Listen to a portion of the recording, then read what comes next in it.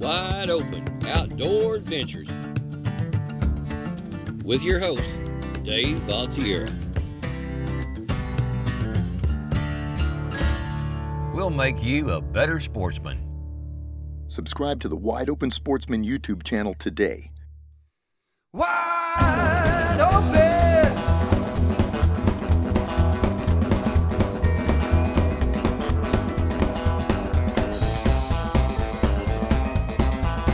We arrived at the airport in Roatan.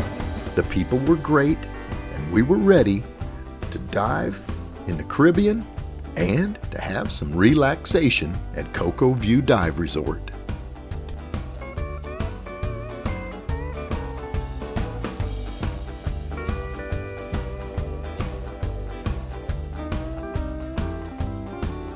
There's 3 things to do here: scuba dive, relax, and eat great food with your friends.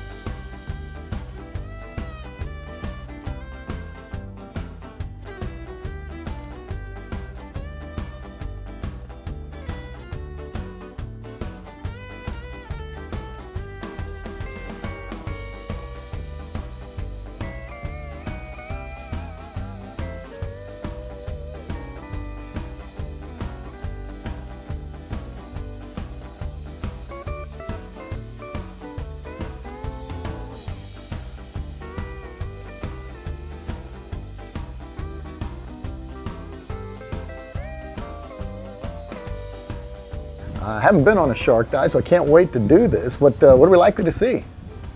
Well, we're going to meet my friends, Caribbean reef sharks. Everybody knows them here in the Caribbean. Very common, friendly sharks. Hopefully many people will change their mind about sharks. What we'll try to do is to go down, try to get some interaction with them, try to swim.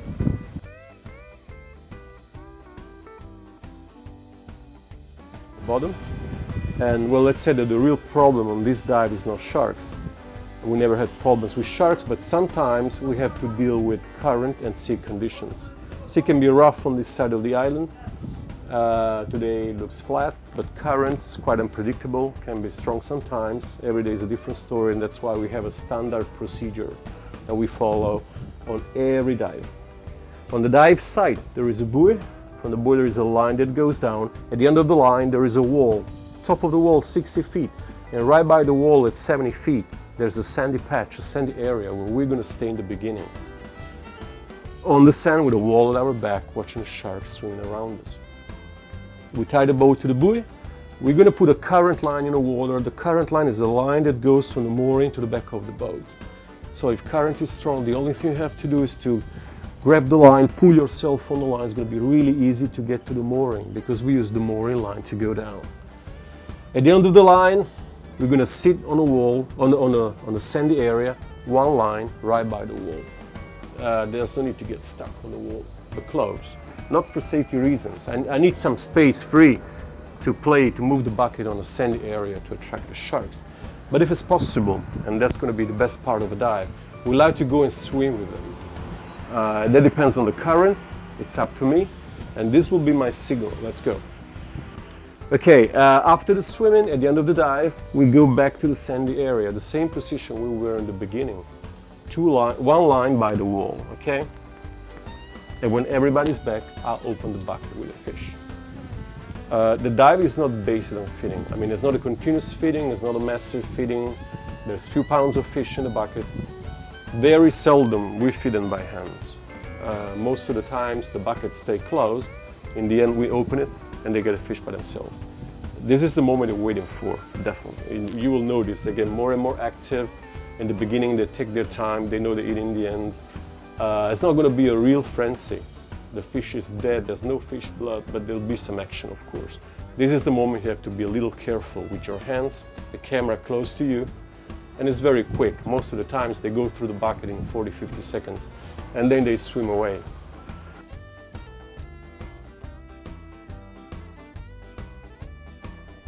This is one of my most exciting adventures.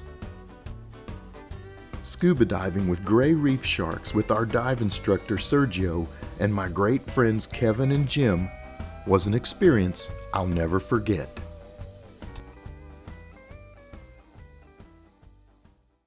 Sherman, I wanted to thank you for having us here to the Iguana Park, and we really look forward to seeing some of these animals and talking with you. How did you get started in the conservation of wildlife? Well, first of all, I'd like to say thank you guys for coming here and being a part of it. I begun this little iguana park here in June of 1980 to try to preserve and keep the iguanas on the 12.5 acres of property that we are the owners of. When I started this, there were hardly any iguanas here. Now and again you may see one or two small iguanas because of poaching. There were too many people capturing and taking the iguanas from here. So, was it a political effort? I did it on my own. I just keep after the guys, and I put a barbed wire fence around my place, like 13 strands of barbed wire, and just make them stay on one side and on the other. I know that you also have a passion with the lobster in the local area of Roatan here. So tell us a little bit about the lobster populations and specifically what you like to do in that area. Well, many years ago, as a boy growing up on the island, there was many lobsters. Now, get me good, we had a lot of marine life in the harbors here and on the reef, in particular. But over the years, everything is, you get more people, there's a more need for food, and then people start killing and selling the lobsters and conch, fish. So pretty soon our island became very much barren for the marine life. And January gone 4.5 years ago, I decided to take it on me to protect this neighborhood of French Key, which ranges about 1 mile long, a reef and a harbor also included. I got permission from the Marine Park office to do it, and they told me that they would bike me up too, and help me. Mm-hmm. For the first 2 years, they were very difficult for me because even my family that used to do like killing of the lobster and conch and stuff, to sell. Sure. They were even killing still while I was trying to protect it, but eventually one day they decided, you know what, we're gonna join him. And it made me feel good. Like 2.5 years ago, the majority of them, now we used to dive and kill conch and lobster, they all joined me in protecting it now. So they're willing to help me, people like you guys, And it makes it better for me because when they come here and they want to see it, they give you a good word of encouragement, and that will make you keep going, Well, it's amazing the ability for us to go fishing and the ability for us to have outdoor adventures. But if we're not careful, it won't be available for future generations. So, definitely. People like you who take it upon themselves to communicate to others how the importance means a lot. And yes, sir. The reason why I really done this with the iguanas, when we were preparing the place here to build our houses, we were cutting a tree over on the other side, and basically almost the last tree for the clearing. And I seen a little iguana coming down on the branch as the tree was falling. Oh. And it just like something hit me, and I told my brother, I said, look at that. Of all the trees we cleared from here, that was the only little iguana I seen. And I said, you know what, from now on, no one's gonna kill anything here.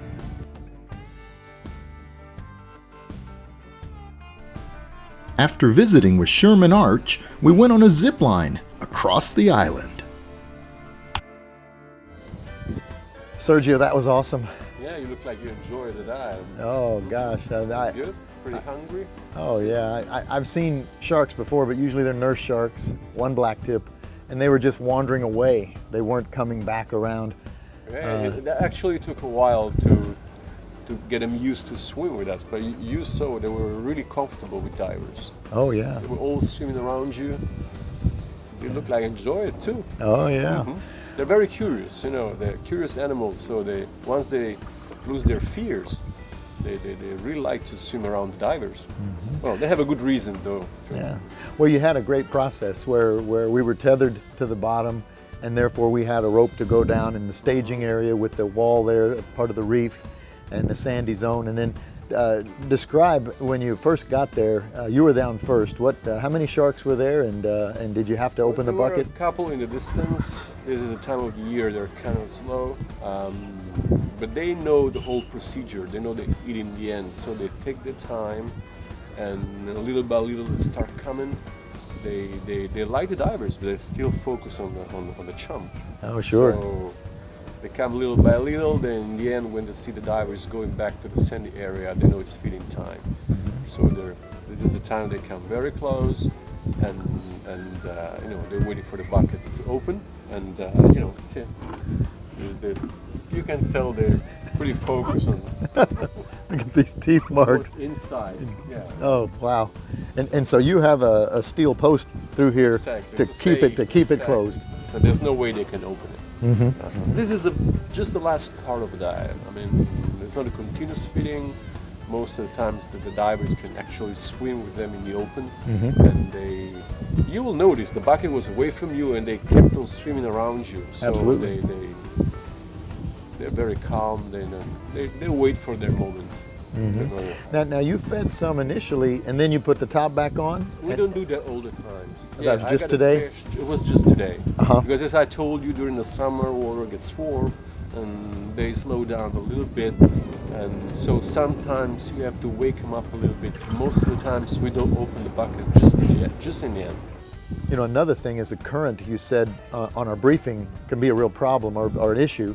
But we had very little current today. It was perfect. Too perfect. I mean, they love us like currents. Current is very important. Brings a lot of plankton, nutrients, so it's very important for the reef. And sharks' behavior depend on the current too. Sometimes when the current they change their behavior. They're kind of slow, but they're more active depending on the strength and the direction of the current. Yeah, the current is. Even the fish follow the current. I mean, they usually concentrate on the side of the reef where the current hits. So it's very impressive the way they move from a place to another according to the current direction. Well, and it was awesome to see, some really big gray sharks and then some smaller ones. Now, you said earlier the smaller ones may be males. Were those males or those females? No, we didn't see any males. Males are smaller than females, you're right. But I didn't notice any. You notice you can spot the males for the size, of course, but also for the behavior. They arrive, they're kind of dominant, they're always more hyper nervous, hey, I'm here, sure, look at me. They don't stay long though. It looks like they don't feel comfortable in that kind of situation. I told you, that's why maybe they look nervous. They swim a little bit around and then they go away. 5 minutes, maybe, and then they swim away. And some of those females look to be pregnant. We talked about that. A couple of them were definitely pregnant. And we also saw a couple of bites. Yeah. That means that the mating season is starting, because during the mating, the male bites the female. And so you can easily tell when the mating season is on. And it's very interesting. I got to kind of looking at the whole dynamic of the way they swim together and around us very comfortably, not aggressive. Occasionally one would make a hard turn, and just kind of a quick You know why little... they do that sometimes? Why? They have those little fish, remoras. They stick on the sharks, and sometimes they bother them. And so they speed up to get rid of the remora. They shake their heads and they speed up all of a sudden. And you think, oh my God, I mean, no, they just want to get rid of the remoras most of the time. You can see they get very close to the eyes, and they don't like it. Oh.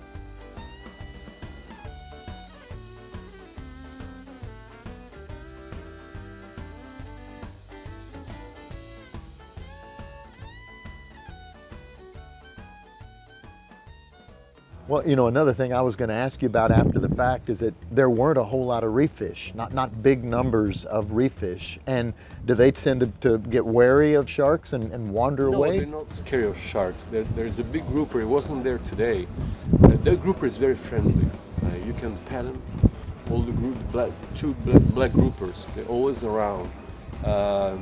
It's not easy to catch a fish for a shark. People always ask me, why why sharks don't catch the fish around. I mean, the fish are smaller than sharks, so they can easily dodge any shark attack, and they feel the movement every time a shark gets close. Shark is a big animal, so they can feel the water pressure changing around them. That means that the big animal is getting close. Sharks, they have they don't just try to go faster than the other fish. They have a hunting technique. They hunt at night when, for instance, the big parrotfish, they sleep into the coral, they bump into the coral. There is usually a big school of horse-eyed jacks. We saw them swimming around the school of jacks, circling around to concentrate the fish, and so they have a hunting technique. It's not that you just go and try to get as fast as possible to catch the other fish. So, well, and there's a food chain. You know, you've got the high in the food chain and then on down. yeah. And sharks are very important for the ecosystem and the environment. The apex of the food chain, extremely important. That's what people don't understand. Right. Extremely important. Yeah. Another very interesting thing is that all the sharks have personalities. They're not the same. I mean, they're animals, of course. They're not always predictable, but they're also very different from each other. We know, I mean, almost all of them. Some of them have been with us for 12 years, 13 years. Like Maria, the big one. And they're different. For instance, the Maria is a good shark. It's big. I would never expect anything bad from her. She's very sweet, a good animal. A couple of them, I mean, you have to be a little bit more careful of. And in general, the big ones are the best. Very wise, looks like they learn a lot in their life. So they come, they know what to do, never in a hurry, and never get a bit nervous. Sure. Smallest one, I don't know, youngsters. Well, in the dives where I've been on a reef and I see a nurse shark and they just wander away, whereas these sharks would come right toward you and then turn. But it took a while to get them comfortable. Exactly. Yeah. In the beginning, it took like 4 or 5 months to get the sharks. And it took more than a year to get them used to swim with us. Every time we were moving from the sandy area, trying to swim with them, they were just going away. And then little by little, they became more and more, confident, feeling more comfortable. They're shy animals. I mean, most of the times, when you don't see sharks on a dive, it's because they saw you already and they decided to go. Shark on a regular dive, that means there are probably 20 more. Or, some people say they're like rats. You see one, there are 200 in the back. They're better than rats. They're beautiful animals. Yeah, well, there's no question. And those were all gray sharks, gray reef sharks? Only Caribbean reef sharks. Caribbean reef sharks. Carcharinus perezi, that's the scientific name. Okay, give me that one more time. Carcharinus perezi. Amazing, amazing. Well, that was an experience of a lifetime, and on Wide Open Outdoor Adventures, we search for new things we haven't done. There are many places where you can see sharks in the open, beautiful. And I guess here in Roatan and Honduras, we have you have the ability, if you're staying at like Cocoa View, to contact the dive shop there. They can make arrangements and set up a dive like we did for someone who might be watching our show today. Definitely, yes. Well, I tell you, it was outrageous. Thank you very much. Thank you very much for diving with us. Absolutely. We'll be back. We waited for you. This show wouldn't have been possible without Sergio Trito, our dive instructor, and Sherman Arch of the Iguana Farm and Marine Sanctuary. Spending time with Sherman Arch and his daughter Gail at their marine sanctuary and iguana farm reminded me of the importance of conservation and protecting our environment. Special thanks to everyone at the Cocoa View Dive Resort. We had an awesome time.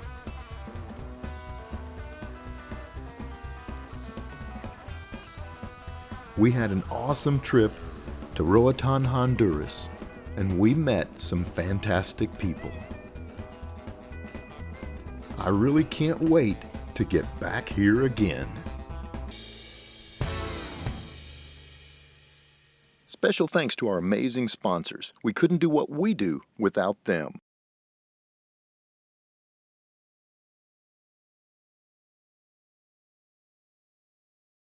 Special thanks to 2 Tons of Steel for allowing us to use their music on this episode of Wide Open Outdoor Adventures.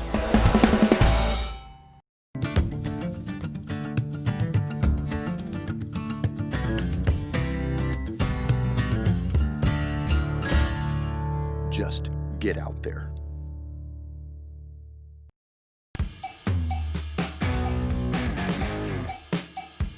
Visit wideopensportsman.com every day for your daily fix of adrenaline. You know, it's always wide open.